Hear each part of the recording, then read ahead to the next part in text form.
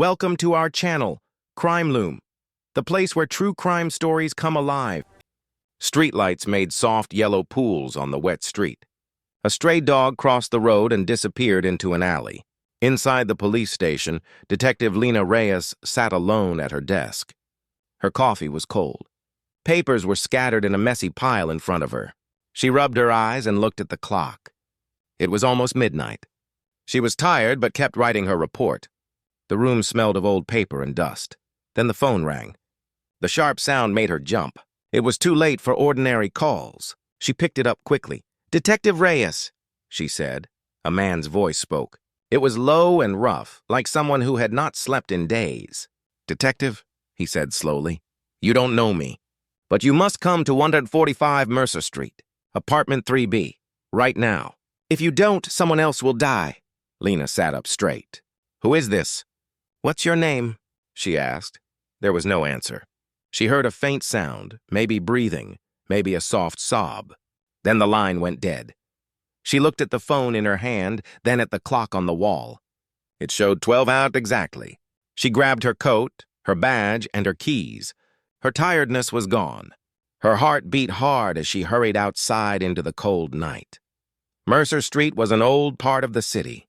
Many buildings were empty. Paint peeled off the walls. Windows were broken or covered with boards. The street was damp and puddles shone under the streetlights. Lena parked her car near a broken lamp that flickered. The stairway smelled of mold and smoke. She climbed the stairs, each step creaking under her feet, until she reached the third floor. The door to apartment 3B was open just a little. She touched it with her knuckles and pushed. "Police," she said. "Detective Reyes, hello?" No one answered. The apartment was small. The kitchen light was on.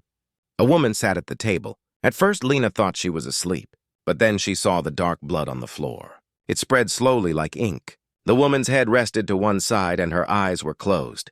Lena rushed closer. She touched the woman's neck. The skin was cold. She was gone. The woman's fingers still held a small photograph. The edges were bent, as if carried for many years. Lena looked at it.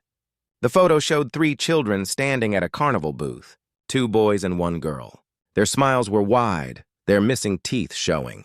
They looked 7 or 8 years old. Behind them was a bright sign in the shape of a lighthouse. Across the bottom of the photo, someone had written with fresh black ink, "Find them before he does." Lena's stomach tightened. She checked the room quickly. 2 cups were on the counter. One was rinsed, the other still had coffee in it. A shelf of old cookbooks stood in the corner. A clock ticked too loudly on the wall. An ashtray held 1 cigarette stub. On the chair beside the woman was a worn messenger bag. Lena called it in. Soon the hallway filled with footsteps and voices. Crime scene technicians arrived in white suits. They set up lights and cameras. A doctor came and checked the body. The sergeant, a heavy man named Cal, stood at the doorway. "You were first on scene?" he asked. "Yes," Lena said. "A man called me at midnight. He told me to come here or someone else would die." Cal raised his eyebrows. "You think the caller killed her?" "I don't know," Lena said.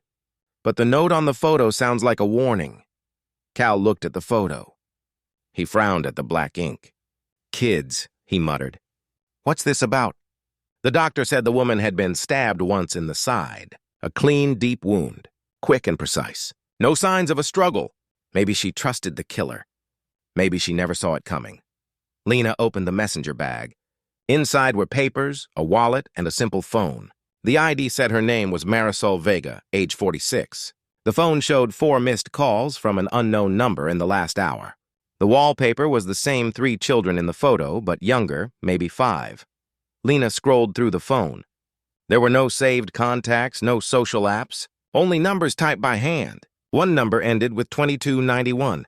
It had been dialed many times over many weeks. She wrote it down. An officer came from the next apartment. "Detective," he said. "The neighbor in 3A heard voices at 11:40. A man and a woman. Not fighting, just talking. Then a loud thud at 11:55. He thought a chair fell." "Did he see the man?" Lena asked. "No," the officer said. "The hallway light is broken." "He didn't open the door." "All right. Thank you," Lena said. She checked the kitchen again. She smelled the cup on the counter. Under the coffee scent was something faint and sweet, like almond. She frowned. Almond could mean a flavored syrup, or it could mean poison. She sealed the cup for the lab. A technician called her. "Detective, there's something under the table." He lifted the cloth and found a small voice recorder taped to the wood. Lena crouched down.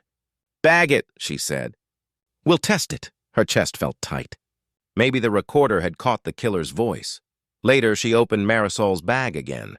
At the bottom was an envelope with a city archives seal. Inside were photocopies.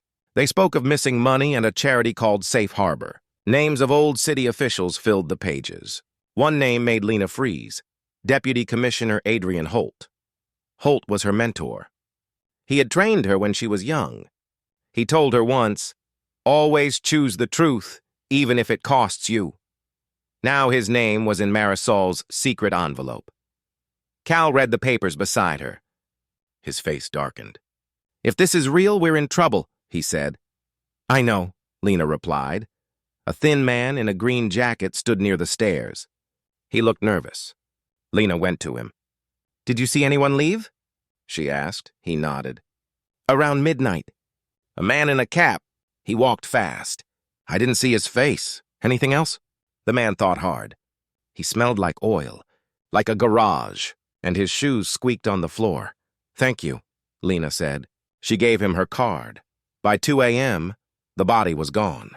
The apartment was empty again. Lena sat at the same table where Marisol had died. She held the photo of the children. The girl's hair was in braids.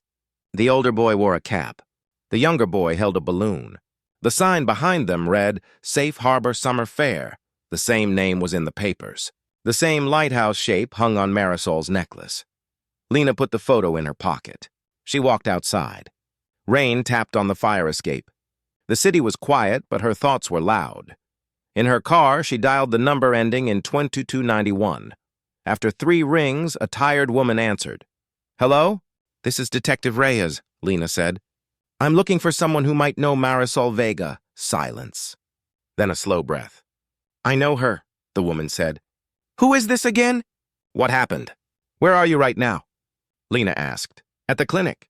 I work nights," the woman replied. "Is your name Rosa?" Lena asked, seeing the letter R marked in the call log. "Yes," the woman said. Her voice shook. "Is Marisol all right?" Lena paused. Then she said softly, "I need to see you. Right now. It's important." Rosa was quiet for a long time. Lena heard traffic and faint beeping on the line. Then Rosa said, "Okay, I'll wait by the side door." Lena ended the call. She started the car. The wipers cleared the windshield as she drove through the dark streets. She felt the photo in her pocket, pressing against her heart. The words echoed in her mind. "Find them before he does." The sky was pale when Lena left the station. The rain had slowed to a mist that clung to her coat. The city still felt half asleep. Street sweepers moved slowly, their brushes scraping the wet ground. She had spent the rest of the night with reports, evidence logs, and the photo of the children always close by. Her eyes burned from lack of sleep, but she drove straight to the clinic where Rosa worked. The woman had sounded broken on the phone. Lena knew she might hold the first real answers. The clinic was small and plain, tucked between a laundromat and a closed bookstore. The glass door was scratched and the sign inside flickered. Rosa stood at the side entrance, just as she had promised. She wore pale blue scrubs and a scarf that covered her hair. Her face was lined with worry. When Lena stepped close, Rosa whispered, "She is gone, isn't she?" "Marisol is gone," Lena nodded. "I'm sorry. She was already dead when I arrived." Rosa pressed her lips together and closed her eyes. For a moment, she looked like she might fall. Then she straightened and said, "She knew it would happen. She told me she was in danger. She said the truth would not stay buried forever." "What truth?" Lena asked gently. Rosa looked at the street before speaking. "It was years ago. A summer fair. Safe Harbor hosted it. Children played games and ate cotton candy. But something happened that day. People disappeared. Not many remember now, but some of us cannot forget." Lena's chest tightened. "Who disappeared?" "3 children," Rosa said. "They were taken. Their names were never spoken again. Their families were told to stay quiet. They were promised money and safety if they did. But Marisol, she kept proof. She said one day someone had to know. Lena took out the photo from her pocket and held it up. Rosa gasped. Her hand trembled as she touched the edge of the picture. "Yes, that is them," she said. "That is the only picture left." "How did you get this?" "She was holding it when I found her," Lena said. Rosa wiped at her eyes. "Then she meant for you to see it. She trusted the police once." "Maybe she trusted you." "Do you know who the children were?" Lena asked. Rosa shook her head. "No, only that they were part of a program that summer. They were orphans. They had no one to protect them. It was easier that way." Lena looked at the picture again. The carnival booth behind the children seemed cheerful, but now it felt like a mask. She thought of the words written in black ink. "Find them before he does. Who is he?" Lena asked. Rosa hesitated, then whispered, "Holt." The name hit Lena like a stone. "Deputy Commissioner Holt?" she asked. Rosa nodded. "He was there that summer. He ran Safe Harbor then. He told people it was all for the children. But Marisol always believed he used it for something else." Lena's breath came slow and heavy. Holt was her mentor once. He had taught her how to read a crime scene, how to keep her word. She wanted to believe Rosa was wrong, but the papers Marisol had kept said otherwise. "Rosa," Lena said, "I need you to be careful. If someone killed Marisol to stop the truth, they might come after you too." Rosa looked tired. "I am already careful. I move at night. I do not talk much, but I cannot hide forever." Lena gave her a card. "Call me if you remember more. Anything, even small things." Rosa took it and nodded. "Be careful, Detective. Holt is powerful. He smiles in front of the cameras, but he is not the same behind them." Lena left the clinic with her thoughts spinning. The city was awake now. Buses hissed at corners and people hurried with umbrellas. But Lena felt outside of it all. She drove back to the station and went straight to the lab. The technician, a young man with sharp glasses, met her at the counter. "We tested the coffee cup," he said. "Traces of almond syrup, nothing toxic. But we found prints on the handle. They don't match the victim. They're fresh." "Do we know who they belong to?" Lena asked. "Not yet. Running them now." "And the recorder?" she asked. The technician handed her a file. "We pulled the audio. It's short. Do you want to hear it?" "Yes," she said. They stepped into a small sound room. The tech pressed play. Static filled the air, then voices came clear. A woman's voice, Marisol's, spoke first. "You don't understand." "They'll come for me if I talk," a man's voice answered. It was low and firm. "It's too late."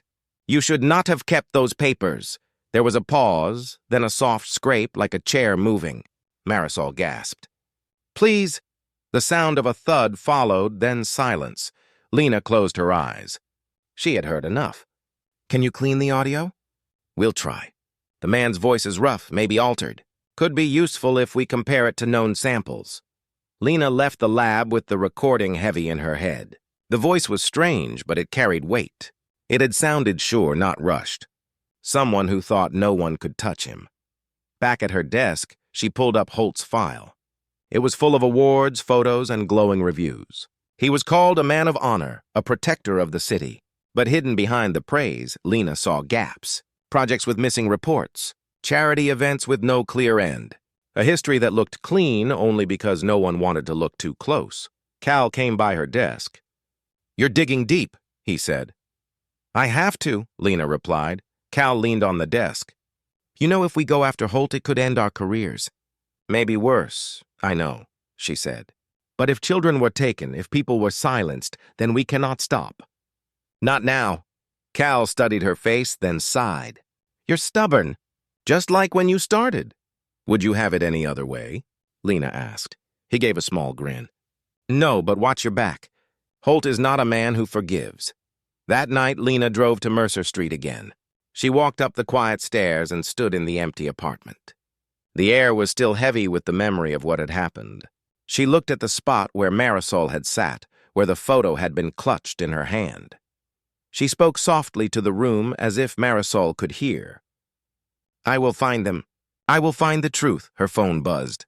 A message from an unknown number lit the screen. It read, "Stop looking." Lena stared at it, her jaw tight. Someone was watching her already. She saved the message.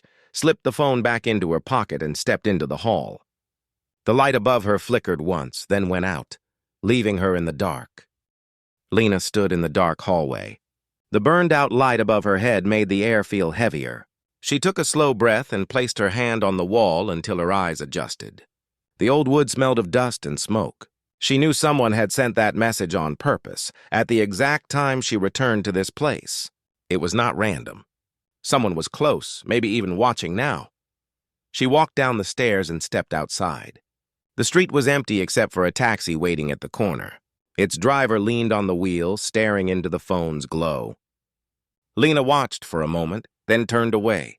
She unlocked her car, sat down, and locked the doors. The rain had left the air cool and sharp. She pulled the photo from her pocket and studied it again. The children's smiles looked frozen in another time. The boy with the balloon had his shoes untied. The girl's braids had small ribbons tied at the ends. The older boy's cap was crooked on his head. Behind them, the lighthouse sign glowed with cheerful paint, but now it seemed like a warning. "Find them before he does," the words whispered in her mind. Her phone buzzed again. Another message appeared from the same unknown number. This one said, "You will regret this." Lena's chest tightened. She typed back, "Who are you?"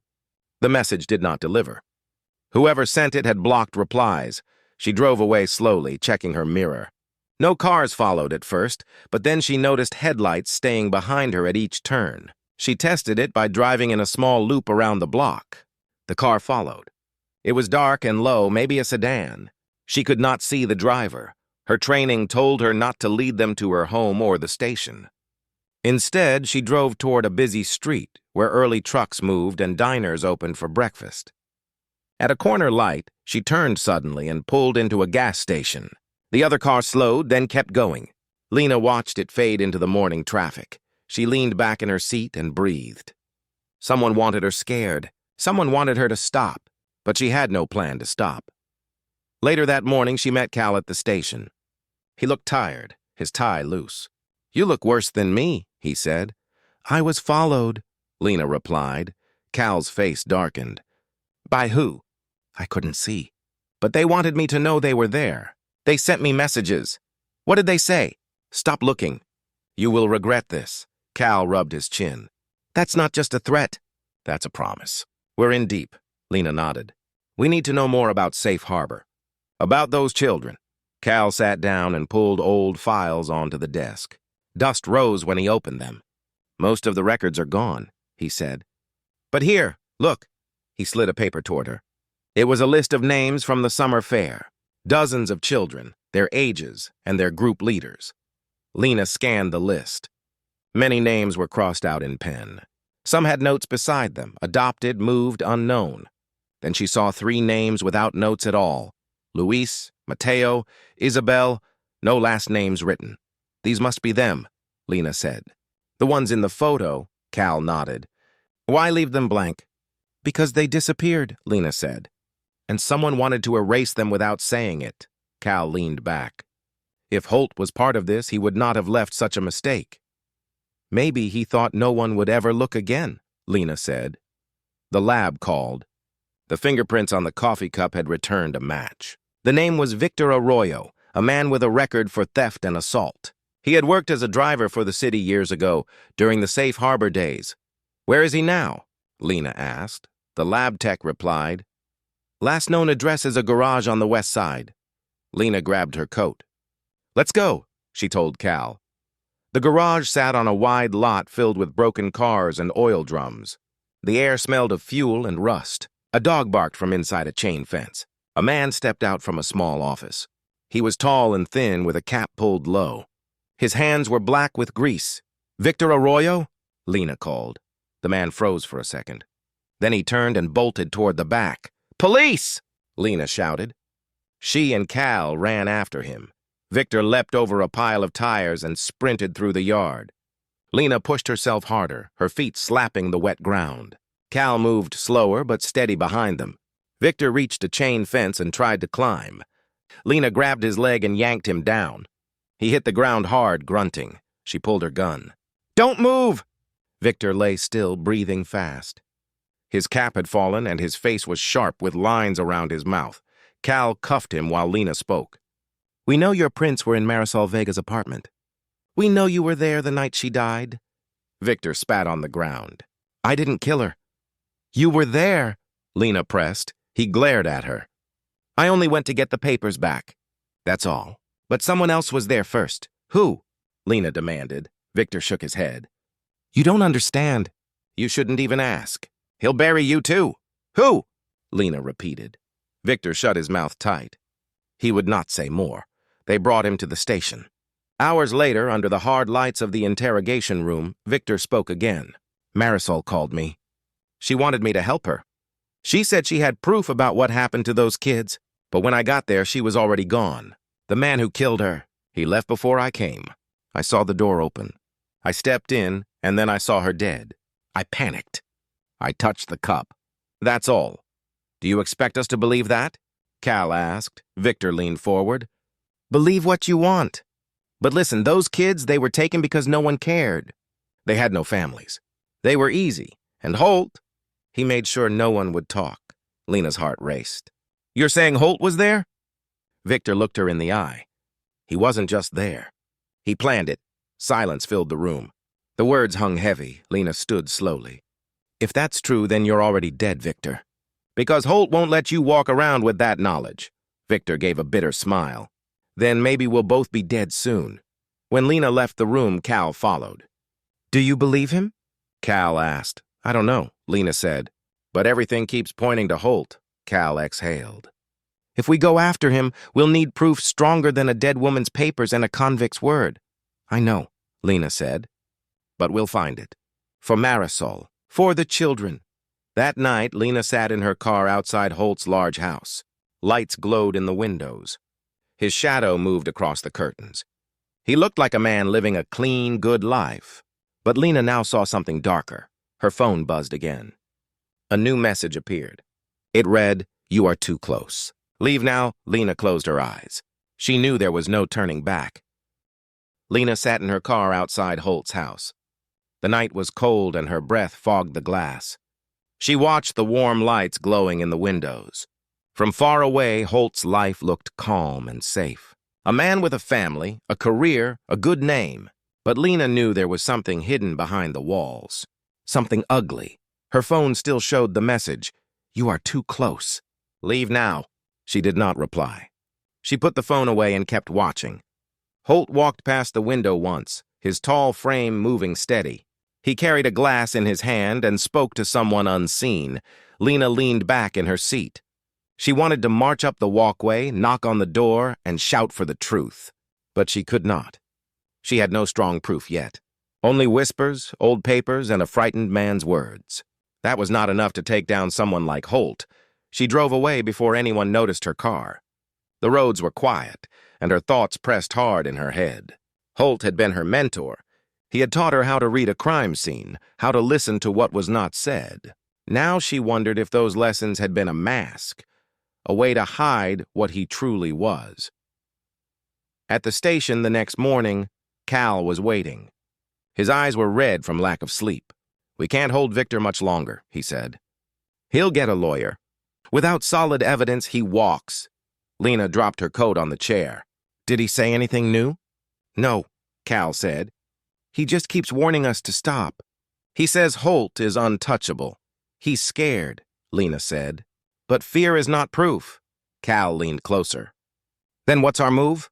Lena pulled the photo from her pocket and placed it on the desk. We find the children. If they're alive, they're the key. If they're gone, then we find where and why.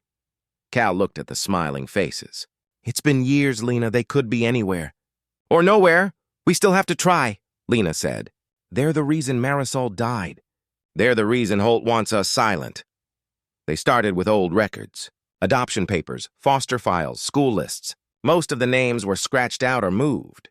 But Luis, Mateo, and Isabel, the 3 children, had no endings written beside their names. It was as if they had been lifted out of the world. By afternoon, Lena found something.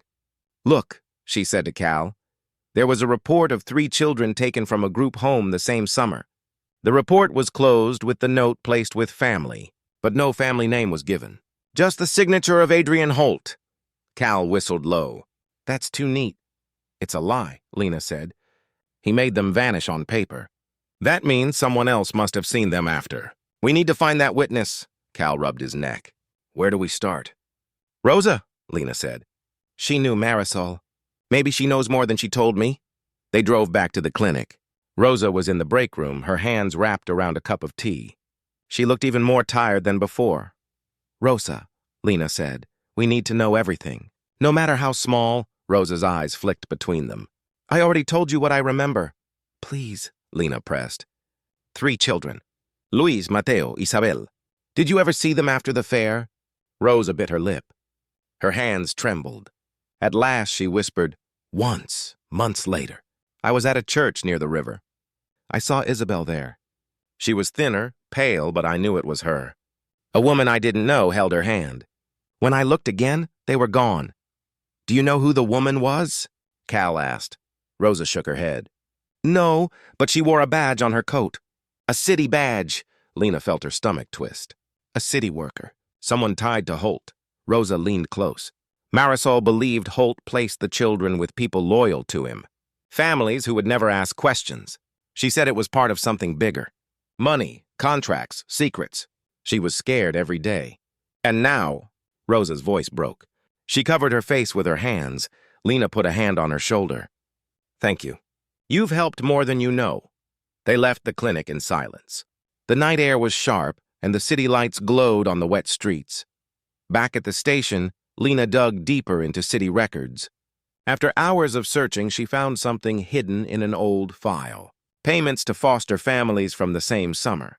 3 of the names were blacked out, but the payment numbers lined up with Luis, Mateo, and Isabel. Cal leaned over her shoulder. Can we trace them? Yes, Lena said. We can follow the money. They worked until dawn. Finally, one name surfaced, Margaret Keene. She had been listed as a foster parent once, but her record was thin.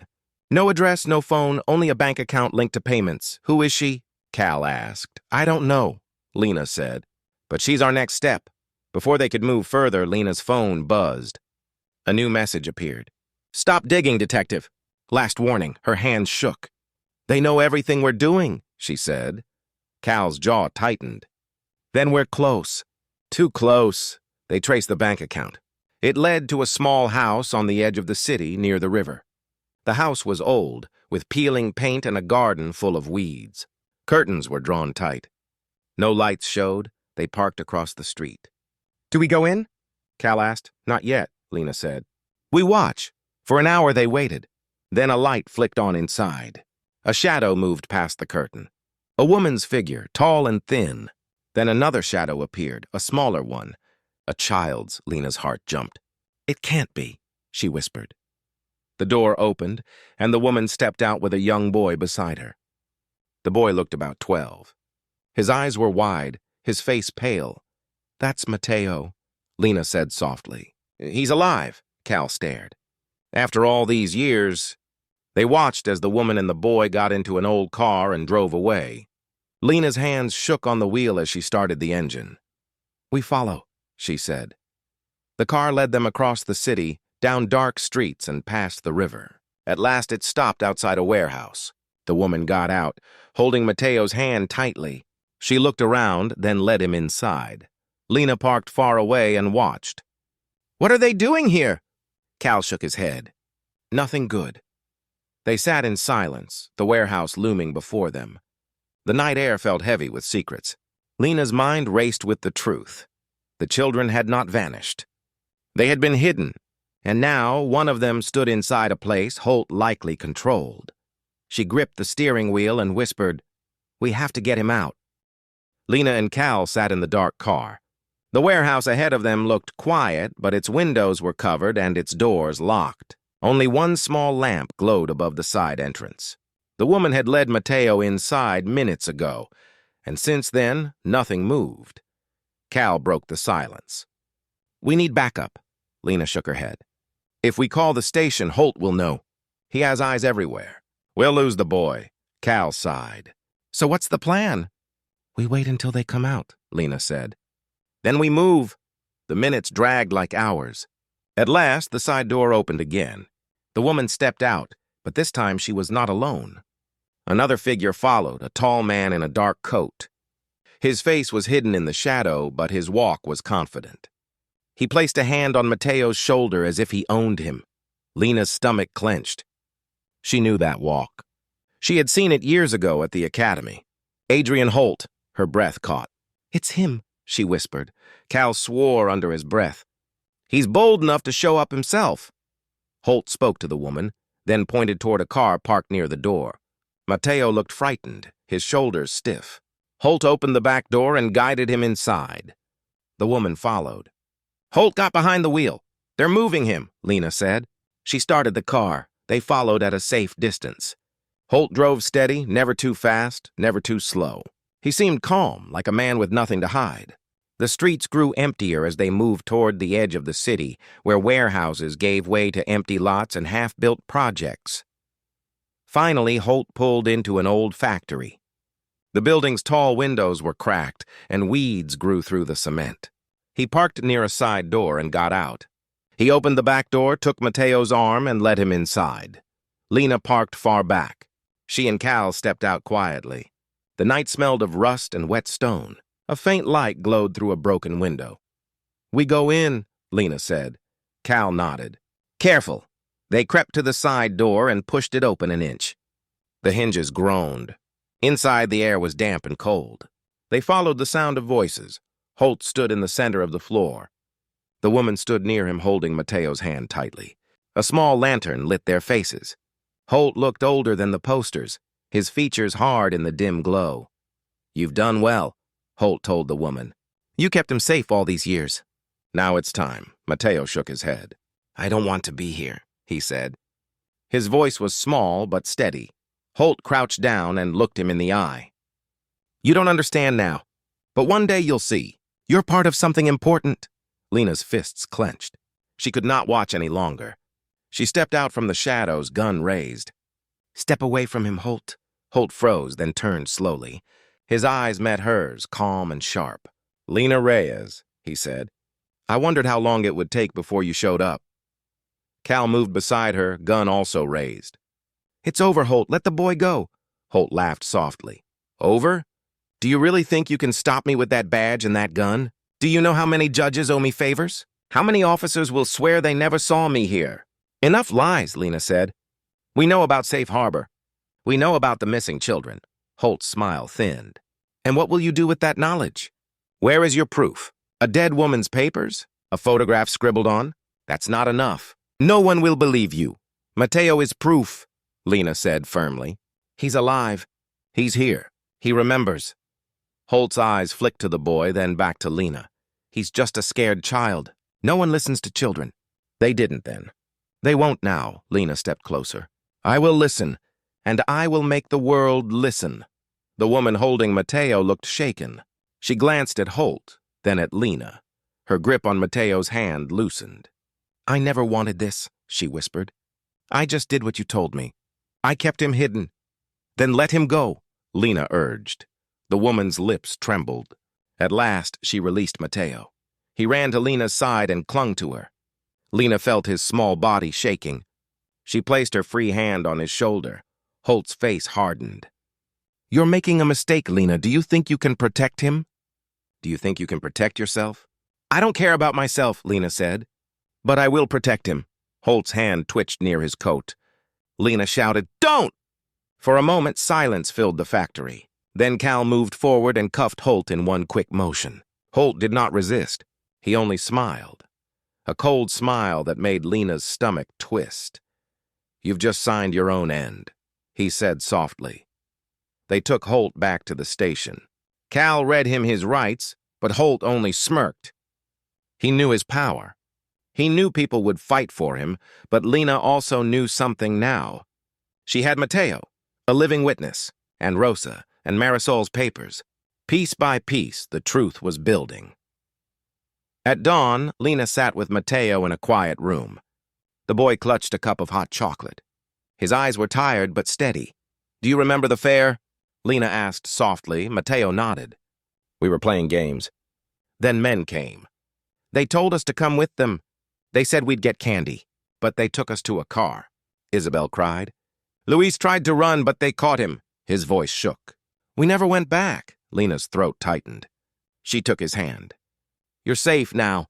I promise. Later, Rosa came to the station. When she saw Mateo, she gasped. Tears filled her eyes. It's true, she whispered. He's alive. Lena knew the fight was not over. Holt had power and many would protect him. But the truth was out. It had faces, voices, and memories that could not be erased. As the sun rose over the city, Lena stepped outside and breathed the cool air. She felt tired but strong. Marisol had died for this. Rosa had lived in fear for this. And 3 children had been taken into the dark. Now at least one of them had been brought back into the light. She looked at the horizon and whispered, We will find the others. We will finish this. Behind her, the city stirred awake, unaware of the battle that had begun. But Lena knew. The call at midnight had started it all, and it had changed everything. The city was waking as Lena stood outside the station. The sky was pale with morning, and the first buses rumbled along the streets. She was tired, but she felt something stronger than tiredness. She felt the weight of truth finally breaking through the dark. Marisol was gone, but her courage had opened the door. Rosa had lived in fear, but her memory had helped. Mateo was alive, and his voice carried the proof of what happened. Holt was in custody, and though he still smiled with confidence, the mask had cracked. The fight was not finished. There were still more secrets to uncover, and the other children to find.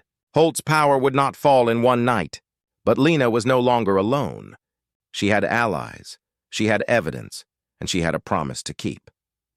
She looked at the rising sun and whispered to herself, The call at midnight changed everything, and I will not stop until it ends. Then she walked back into the station, ready for the long battle ahead.